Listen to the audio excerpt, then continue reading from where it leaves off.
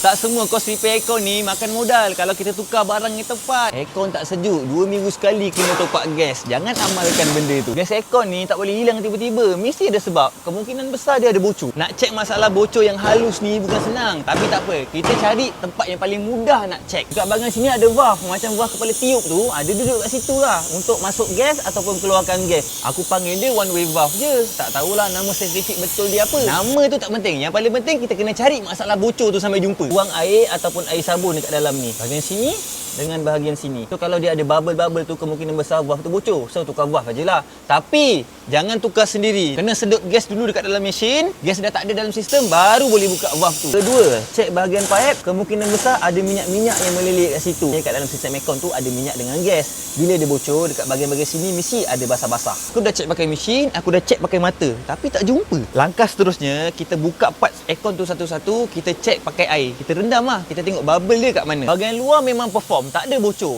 Yang ini last kali kena barai dashboard, keluarkan cooling coil. Asal dia boleh check cooling coil tu, kau sendiri tengok dia punya cooling coil macam mana. Keadaan dia berdebu, berkulat, kotor sangat. Ini confirm ada bocor. Tapi tak apa, untuk meyakinkan korang semua yang ini confirm bocor, kita check pakai air. Kita masuk pressure angin, rendam dia dekat dalam air. Nampak ada keluar bubble.